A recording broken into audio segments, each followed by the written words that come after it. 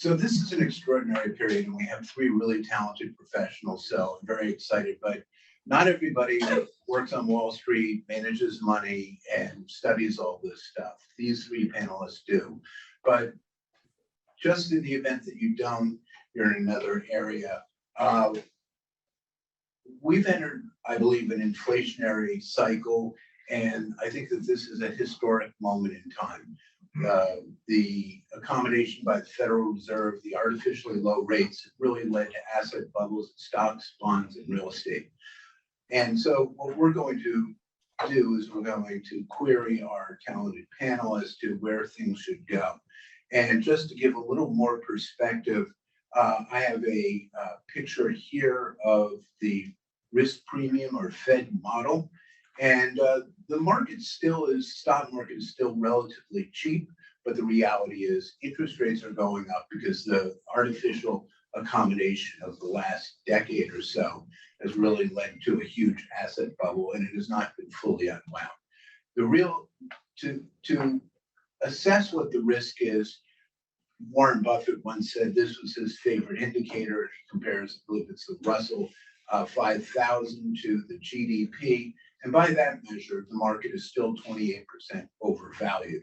And in fact, if you look at it historically, and I think that this period resembles somewhere around 2008 or 1972, where there's potentially a lot more downside, and 28% might actually be modest, depending upon what I think happens or what will happen in terms of interest rates and inflation.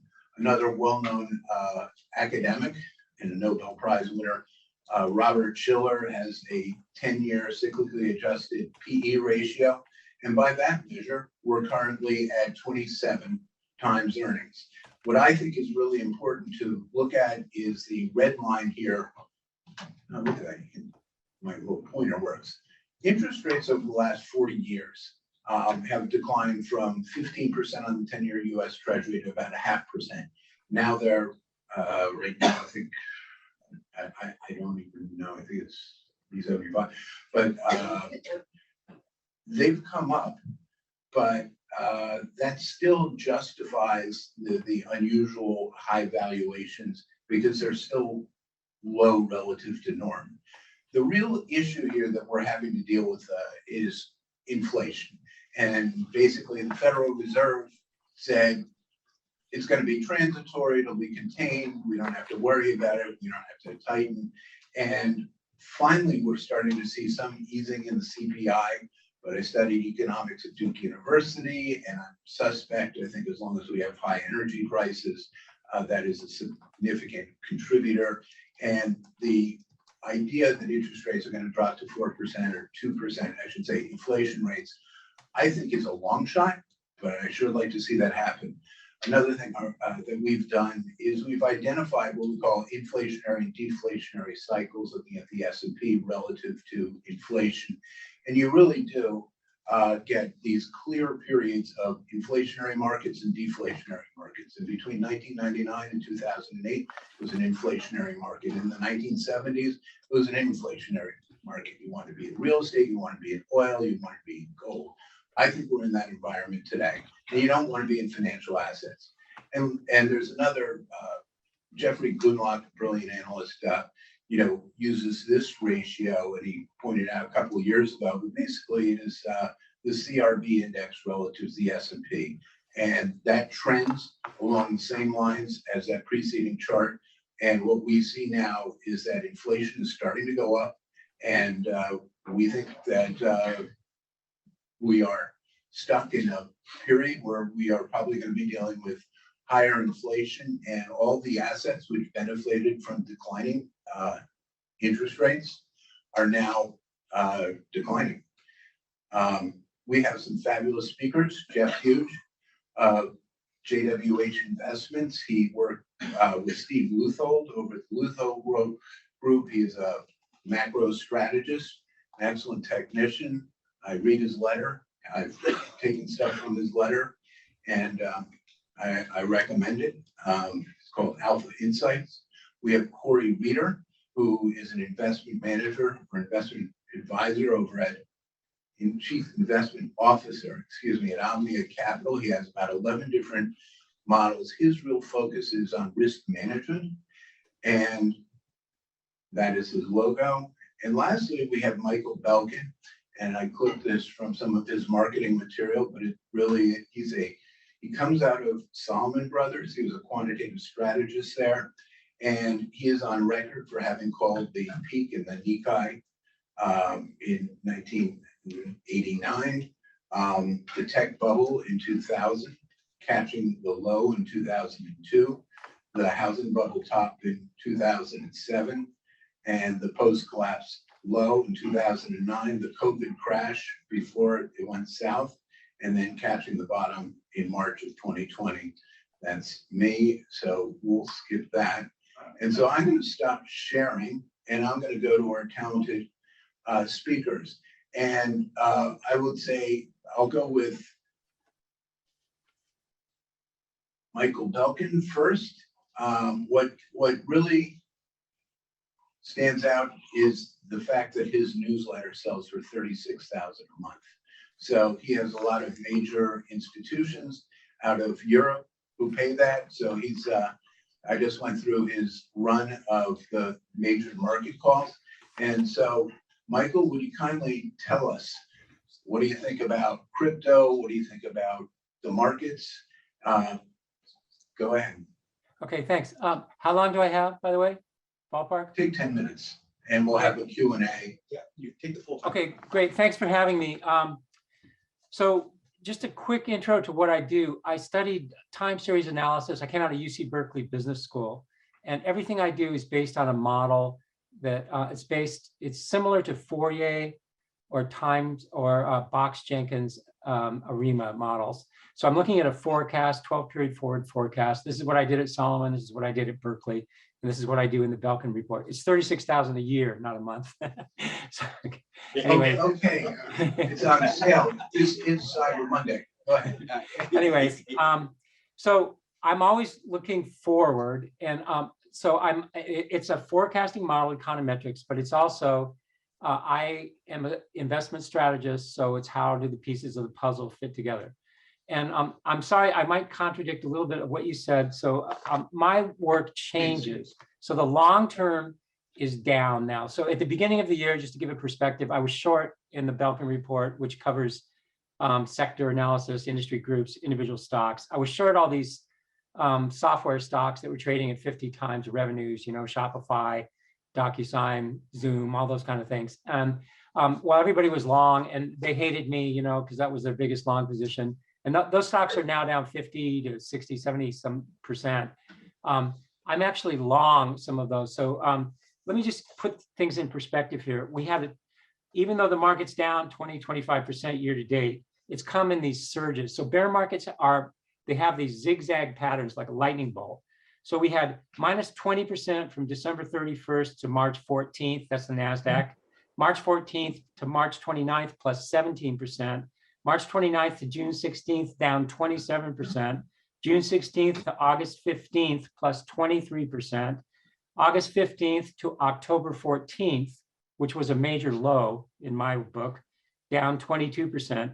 And now the NASDAQ's up 10% since October 14th through Friday. So my point is, bear markets, they erode you if you're just, you know, if you just stay passively long, you're eroded, but you have these big swings. And increasingly, I'm focused on catching some of these swings for my clients. So I changed on October 17th, the Belkin report, that was the Monday after the Friday the NASDAQ closed. And all my work changed, all the industry groups, all my shorts turned into longs, et cetera. So right now I'm looking for a rally up in a lot of junky kind of stocks too, not junky, but, you know, I mean, stocks that are down 70, 80%, they can bounce, you know, have a little bounce on the chart, and that's up 20, 30%. So I think there's an opportunistic rally we're in the middle of, not today, obviously, we're opening down. But to put things in perspective, the 200-month average, which Marty referred to as my, that's where things go when they completely go long-term trend reversal. And to give you an idea, so where is the down, even though I'm long opportunistically for maybe into January, February view, long-term, my long-term work on the economy points down. By the way, also on inflation. I need to talk about inflation for a second. Inflation, I was long, the Belkin report was long all these commodities and all that stuff, short bonds, most of the year until, about 3-4 months ago. What has happened in inflation, it's really changed. So in the last 4 months, the average monthly CPI change is 0.23%, which annualizes at 2.8%. So if you annualize the CPI, we're only 3% inflation. That's where we're at right now. And the base effect, so everything I do is based on rates of change, okay? The CPI is a rate of change, 12-month rate of change. That's what gets quoted. So the base effect, because the inflationary surge was, a year ago, and now the base effect means that what we're comparing to 12 months ago is at a high level then. So basically the comparison gets easier and easier the further along we go. And if we just extrapolate the CPI inflation rate of the last 4 months, by May, it's also going to be 2.8%. So unless we get another surge out of nowhere, we're already we're on a glide path towards 2 or 3% inflation. And that's a big change for me. Nobody in the market is expecting that. So I'm a real outlier, but this is what I do. I look at rates of change. I look at the base effect. I look at what's happening. So long story short, what does that mean? Buy bonds, okay? So let's talk about 200-month average. The 200-month average is where long-term market moves finish. Guess where the TLT T-bond ETF is? The 200-month average is 98.5. The TLT is currently at 103. We had a major trend reversal all the way to the 200-month average in bonds. So bonds are ahead of the rest of the market. I'm long. My number one recommendation is long treasury bonds. And to put things in perspective, here's a little funny thing. Okay, so Powell just raised interest rates by 75 basis points, right? The 30-year bond yield peaked at 4.4% in late October. It's now 3.74%. So the 30-year bond yield has gone down 66 basis points, while the Fed raised interest rates by 75 basis points. So what that's done is it's crazy, set this yield curve into a huge inversion. So what the bond market, my last report, if you pardon my English, this is in the dictionary. The bond market has bitch slapped the Fed. That was the title of my report. And so the Fed is raising interest rates and says, oh, inflation is so bad, we have to raise it. That's what they should have said a year ago, right? Instead, they were saying inflation is not a problem, it's transitory. So the Fed is totally out to lunch. It doesn't realize yet that inflation has peaked, that the bond market has rallied. So the free market is in control here. I'd say my number one recommendation for a trade, not a tactical trade, but a trade for the next year or so is long treasuries on pullbacks, don't chase them. But okay, so where else? The NASDAQ could go up another 10, 20%. That's tactical move. Long-term, the 200-month average is 51.84 for the NDX. That's down 56%. So I'm in the position of being a Solomon Brothers trader. This is not day trading. This is like positioning for a couple, 3 months here. And what I think the market psychology has to go through, I think when the Fed is going to, be discredited by the bond market, eventually obviously they're going to raise interest rates one more time, in December by at least 50 basis points. That's going to make the yield curve even more inverted. So the bonds should keep rallying, the Fed should keep raising interest rates, and that's going to be very distressing. But the psychology of the market, people are still too bearish. And I think the perception that the Fed rate hiking cycle is over is going to be very bullish for stocks. Now, I'm not a bubble person, don't get me wrong. Okay, I'm looking at market psychology. market psychology has to breathe a collective sigh of relief and say, oh, the Fed's not going to raise interest rates anymore. It's time to buy stocks. And that's a gradual process. I'm not saying it's going to shoot straight up, but basically relief in psychology, people get back into stocks, get comfortable into January, February, market tops again, and then heads down hard on economic weakness. So the next move in the market down is going not to be based on Fed rate hikes, which will be in the rearview mirror by that point in early next year. It's going to be earnings decline. So that's my, so right now, just to give you a quick overview, the Belkin report does a lot of sector and group rotation analysis. I'm telling clients what to buy and what to sell, not for day trading, for positioning for at least 3 months, 3 to 12 months. So right now I'm long in the Belkin report, all the things I was short. So semiconductors, software, communication equipment, internet, Cisco, NVIDIA, AMD, stocks like that. And actually gold stocks. Oh, by the way, one other quick thing in the overall view, since I only have 10 minutes, I'm probably used most of that up already. The dollar has topped in my work. So I was long the dollar previously. Now we have a major top in the dollar. So this fits in with bottom in the bond market, top in interest rates, top in the dollar, bottom in stocks, a collective sigh of relief as this flows through the market saying, oh, the Fed's not going to raise interest rates anymore. Dollar trades down, good for gold. Another thing that's all the way to its 200-month average is the XAU gold stock index. Now, the XAU gold stock index, the 200-month average is 125. The XAU is 118. It's below the 200-month average. So I'm a big fan of buying low and selling high. The thing to buy low right now is treasury bonds, long-term, 30-year treasury bonds, 10-year treasury bonds. Also gold stocks, XAU, GDX, things like that. Top in the dollar, opportunistic bounce in stocks, but don't get stuck holding them, right? But this bounce is enough to bury the shorts, So I've learned this the hard way, Solomon. Don't be short in a bear market rally. I think we're in the middle of a bear market rally, but this one's going to be more extensive than people expect. There was a headline this morning, Goldman Sachs, I'll conclude with this. Goldman Sachs comes out and says, we don't like stocks here. That's the headline. We remain relatively defensive for the 3-month horizon with further headwinds from rising real yields likely and lingering growth uncertainty, Goldman Sachs strategist Christian Mueller-Glissman wrote in a note to clients on Monday. So I'm on the, I find myself in this position frequently. I'm on the opposite side of what Goldman Sachs, they were bullish all the way down when stocks were crashing earlier this year. I was short.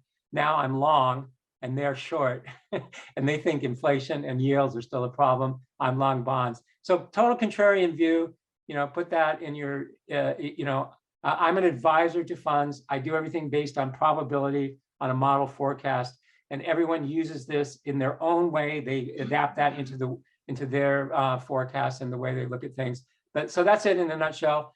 Be long bonds, long stocks for a balance, but look out below next year in stocks. Thank you. Jeffrey Hughes. Well, I'd be happy to. I don't have any prepared remarks, as I thought this was to be more of a fireside chat as we discussed. But let me just kind of tell you what I'm thinking. I approach the market from a slightly different perspective. I look at things from a long-term market cycle. So it's a matter of time frame. I largely agree with everything Michael just said. However, I'm going to extend the time frame back to the turn of the last century. Let's begin around 1900. And I think the move in the equity markets to the 1929 high was the first wave of a 5-wave impulse rally, okay, known as a super cycle.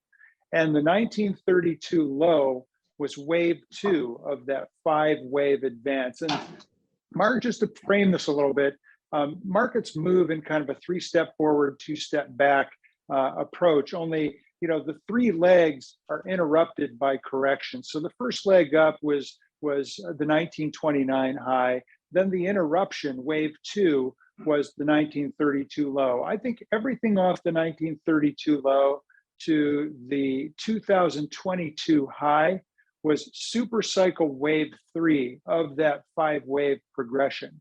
And super cycle wave 3 was a 90-year Gann cycle as well. It's exactly 90 years, exactly as Gann predicted.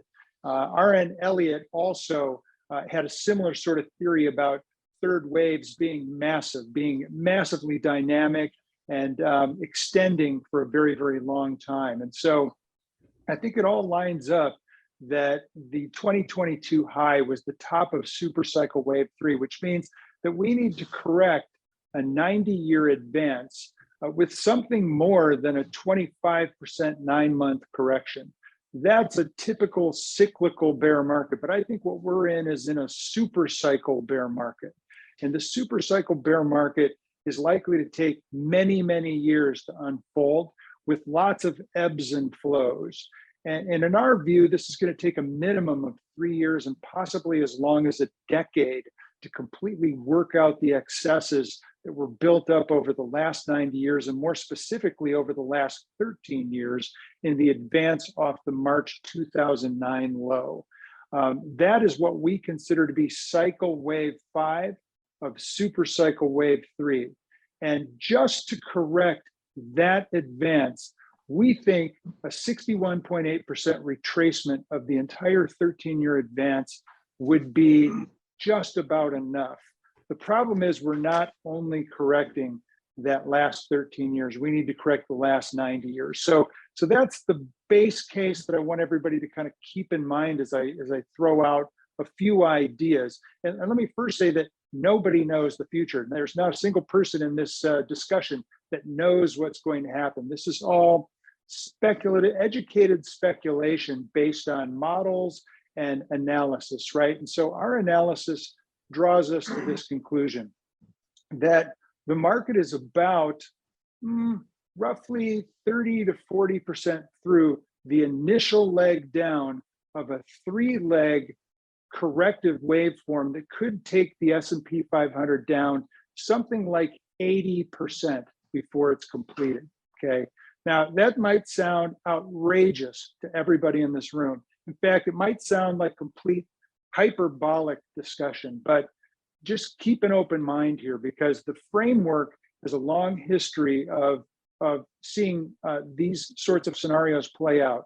The great financial crisis, in our opinion, was just a cycle wave decline, part of a larger degree cycle that began in 2000. That entire period was basically cycle wave 4 of super cycle wave 3.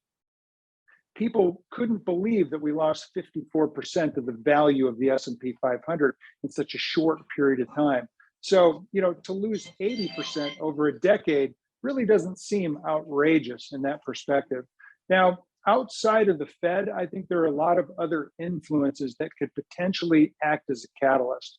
And while many have talked about this being a cycle of inflation, I happen to greatly agree with what Michael just said about inflation coming down dramatically over the next 6 months. The simple mathematics behind it, it makes it an almost certainty at this point. The problem is I don't think it's going to stop there. I think the real cycle here is deflation. And I think of all the things that Cathie Wood has ever said, that's the only one I agree with. She believes that the real risk is deflation, and she's laid out a great case for that. And I think Michael's case for inflation subsiding absolutely dovetails to that. And I think it just keeps going lower over the next year to 2 years. In fact, to a point where the Fed gets into a panic, okay, and has to start cutting massively. Only the problem is the market doesn't respond. And many of the reasons for that are going to be, number one, I think Europe is going to be in a depression. Number two, I think the war in Ukraine is going to last much, much longer than everybody thinks. And number three, I think China is going to invade Taiwan, and that is going to change the landscape for growth. Taiwan is the center of the chessboard for the global economy. The reason for that is because it is where 90% of semiconductors are high advanced technology, nano semiconductors are manufactured. And so if there is even just a blockade that prevents Taiwan from exporting its semiconductor production, that will crush growth. It will knock $2 to $3 trillion off of global GDP instantly, okay? And then everything will spiral from that. It is clear that China believes that Taiwan is China, okay? And they've already demonstrated that they're willing to violate international agreements that, you know, are well-founded, right? Particularly with their national security law in Hong Kong and their decision to reel in Hong Kong about 30 years earlier than their original agreement. I think it's very clear that they intend to do the same thing in Taiwan. The question is it military action or is it diplomacy? I think it will begin as diplomacy and will end as a military action. And I think that there will be very little that the world can do to stop them, except for ultimately succumb to it. And once China controls semiconductor production for at least 5 years, because the US is 5 years away from shipping the first, you know, high advanced technology semiconductor chip from, you know, the plant that they're building in Arizona right now. You know, it's going to be a real problem for growth. So I think these are the sorts of catalysts that can have a major impact on long-term growth for the global economy. Now, if we just focus on the US, I think, first of all, Wall Street's completely out to lunch in terms of the earnings power, okay? If we are going to see inflation abate, we are also going to see nominal GDP abate, okay? And if inflation does turn to deflation, nominal GDP is going to collapse. And that means the top line is going to collapse. And we've already seen a major, you know, revision to operating margin estimates on Wall Street. And all they've done is they brought them down from an assumption of 14% to 12.7%. And 2023 estimated operating earnings have dropped from $253 to $231. Literally in the last 3 months, the estimates have changed that much. It's very clear that Wall Street's only looking for 3.5% growth in earnings next year, okay? When it becomes, you know, kind of well understood that that is just, you know, part of a trend in this revisions to the downside. In fact, earnings revisions breadth has collapsed, okay? And I think that the highest correlation between equities exists with earnings, the outlook to earnings. And so as these earnings estimates continue to contract, I think we will be at a sub 200 number very, very quickly, possibly by the time fourth quarter earnings are reported for the current fiscal year. And once those estimates start breaching the $200 mark for 2023, stocks will begin to re-rate much, much lower, despite what the Fed does. And so while I do agree with Michael that the current rally could extend further, in fact, we've got a couple of scenarios out there. We think 41.47 at the 78.6% retracement of the decline off the August 16th high, you know, could certainly be a target that we could focus on. Beyond that, we think it's possible we can get as high as, say, 43.65 under another scenario. I think that's a much lower probability, but it would not surprise me if we are within, you know, 100 S&P points of peaking in this rally. And as earnings estimates, you know, continue to be revised lower, the market just careens much, much lower into the first quarter of next year. So that's kind of our base case. Thank you. Cory Reader, could you give us 5 minutes and then we'll have a little Q&A back and forth between the panelists? Well, I mean, what more is there to say?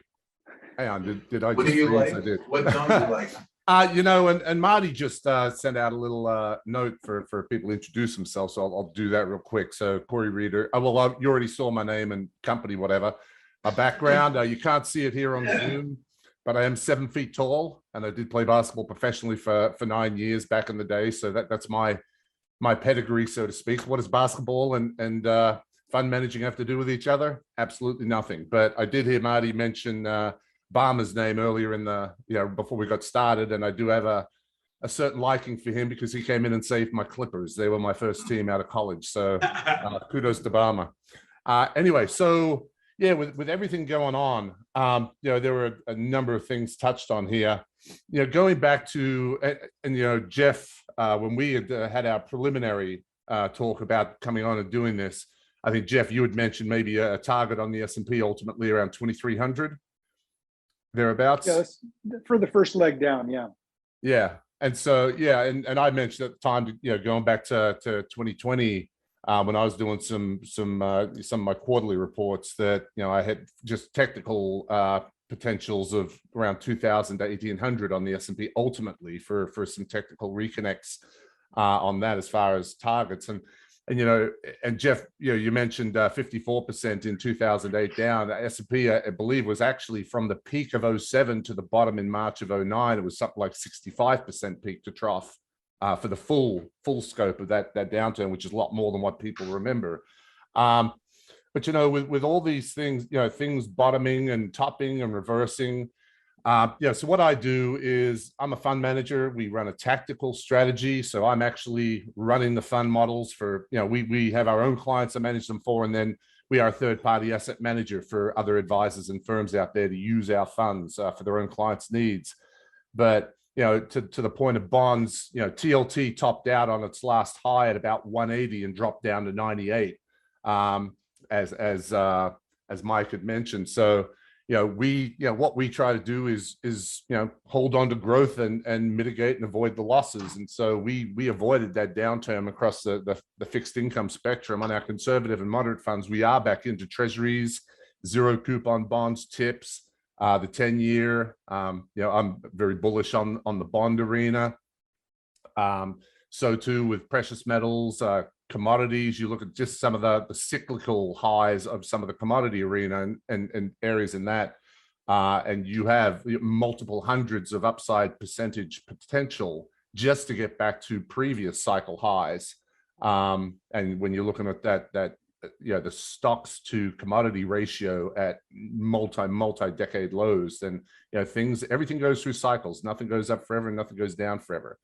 But with the US dollar reversing, obviously you can see that very beneficial for gold, for anything denominated in US dollars. So think about emerging markets as well. Their debt is denominated in US dollars. So as the dollar comes down, it's like the boot is being taken off their throats. And so you can see sympathetic moves in other arenas as a result of the dollar coming down. I think commodities longer term still have a lot more upside. And think about some of these longer term trends and things, some of the things that were mentioned. Think about the law of diminishing returns. I mean, from 2009 up to 22, QE1, QE2, Operation Twist, QE3, not QE, QE4 to infinity and beyond. Every single time it was bigger and badder injections of money into the system to try and hold it all together. But the law of diminishing returns dictates that the more you do the same thing, the less and less bang for your buck you get. So you get to that point where you're pushing on a string and you get zero effect, which is what Jeff was just mentioning. So you reach that point where no matter what the central banks do, markets don't respond. So that's just looking at it from a pure, simple economic thought process. And then, back in 2020, so Sven Henrik is someone that I follow a lot. Everyone knows him. He's on the big money channels and such, a great technical analyst. Before 2020 hit, his wife Malia had projected that the VIX would hit 80. Everyone thought she was crazy. Sure enough, VIX hit 80, which is the peak, about what it hit back in 2008. After that all happened, they, looking at longer term technical charts of volatility and such, Sven was saying the next time that we go into a bigger crash or crisis, we could be looking at VIX going over 100. Around that same time, Jeffrey Gundlach is also on record as saying that we could go north of 100 on the next big crash. And think of that like a Richter scale. The higher the volatility index goes, the more of a magnitudinal impact that has. So, we were 80 in March 2020. We go north of 100 on the next one, potential. But here's some little trading bets that I've seen that have been placed out there.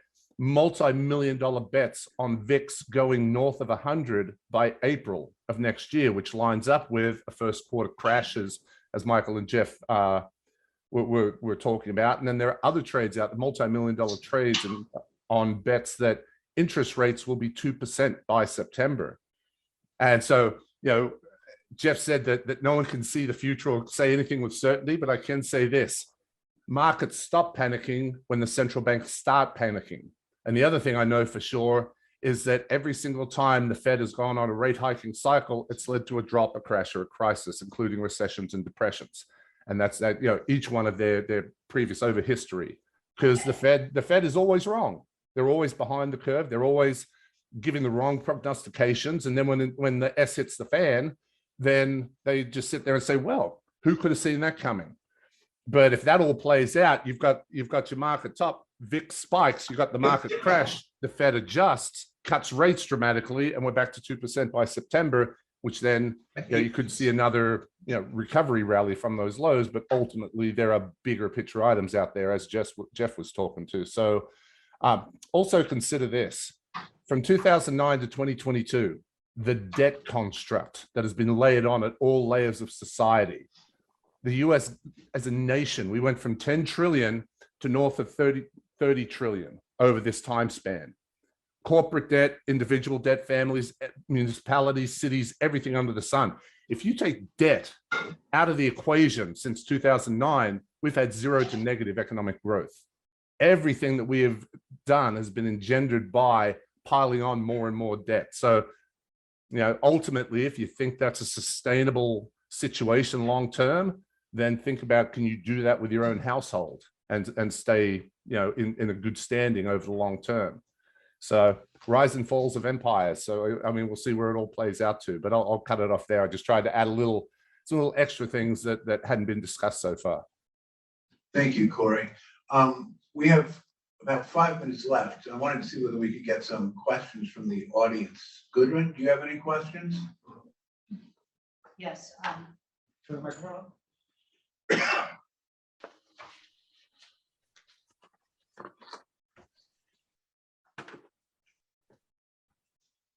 Oh, wait, maybe this has to go off. Oh, no, that's fine. Yeah, just a quick question. Nobody spoke about crypto. Can somebody address where you think that's all heading? Mike Belkin? Yeah. Right, Yeah. Okay. So I'm kind of neutral tactically at the moment, but as Marty mentioned, the 200-month average, and this is just long-term trend analysis stuff, right? This is real simple. It works. Markets are mean reverting over the ultra long term, but they don't get there very often. Like I said, bonds have already got there. It's down 56% for the NASDAQ 200-month. XAU is already below there. For Bitcoin, it's 63.71, which is down 61%. We're currently 16,500 ballpark. And so to have an end of the bear market in Bitcoin, similar to what's already occurred in the TLT long bond ETF, you probably see Bitcoin down another 61% from here. Okay, we have another question.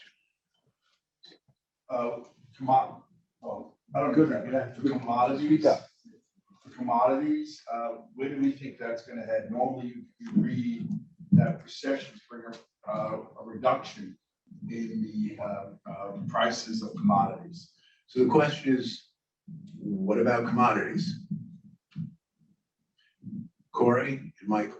Well, I think that depends on which commodities you're talking about. Obviously, oil and some of the rare earth mineral, titanium or lithium. Some of these things have already raced up to their highs, but you flip to another area of commodities, think about foodstuffs, agriculture, wheat, grains, uranium. Uranium is, and this is, I find this funny.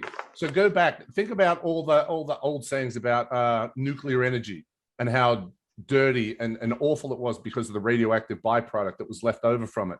Today, nuclear energy is the new green energy that everyone's looking to because it's better than apparently dirty burning coal and oil. But still, That's what I was talking to. I mean, as far as our commodity fund, we have agriculture, we have coffee, we have wheats and grains.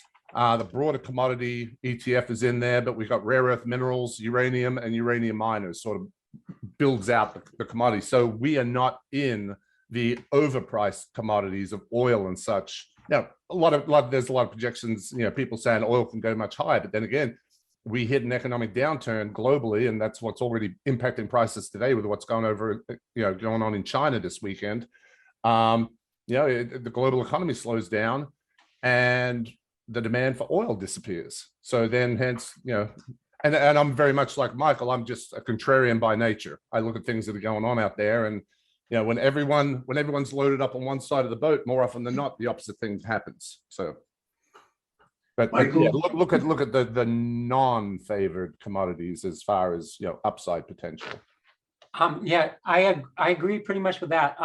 So I just went this week's report, which comes out tomorrow. I do a weekly report. I closed my long crude oil and Brent crude positions last week.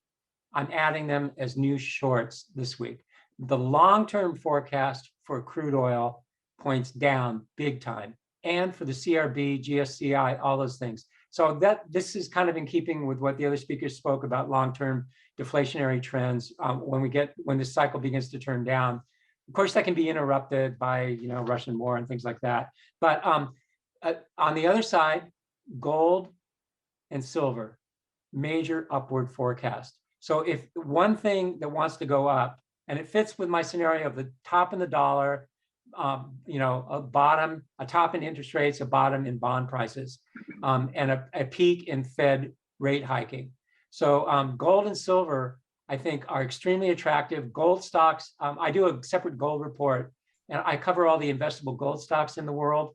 I'm not hyping it, but I'm just saying what I see when I go through these is very, very depressed stocks. Things like I don't want to give any names here, but anyways, stocks that are down 70-80%, and in the last 6 months, 50 to 60, 70%.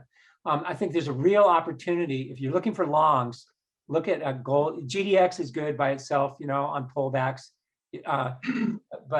So precious metals up, energy probably topping. I'm really nervous about energy stocks, which are a big overweight for a lot of clients.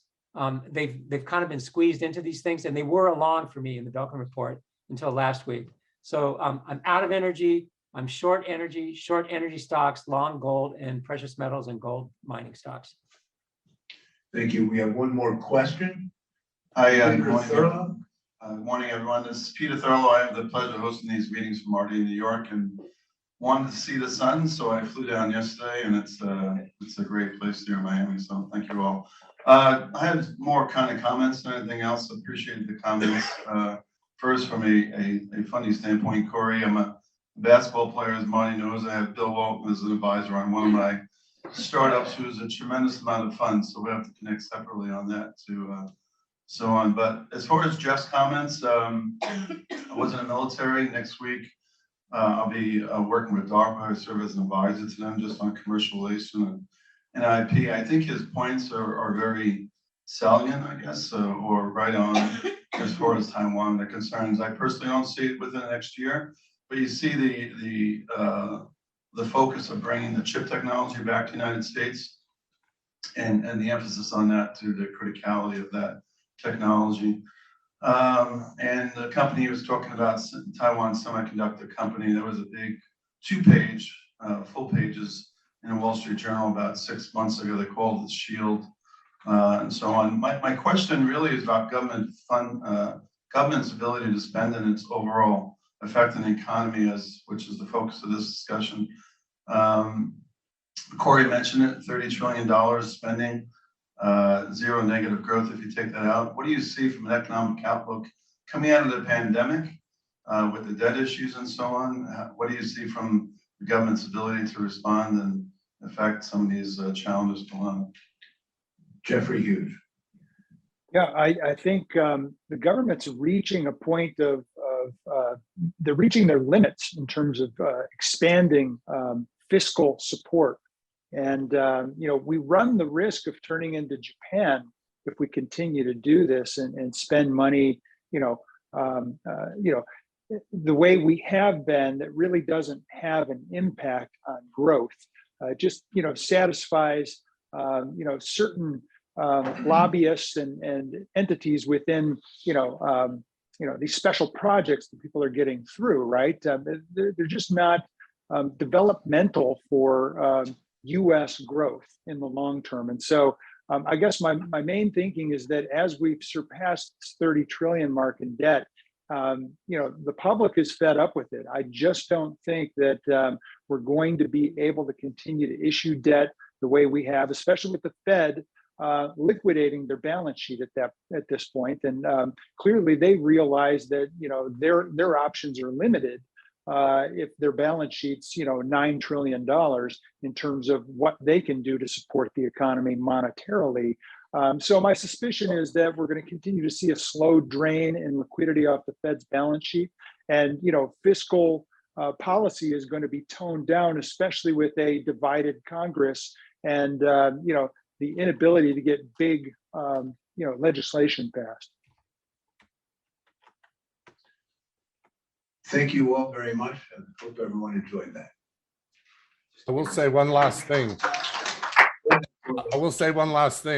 Now that the midterm elections are over, keep an eye on the economic data and how quickly that could potentially change now that it no longer matters.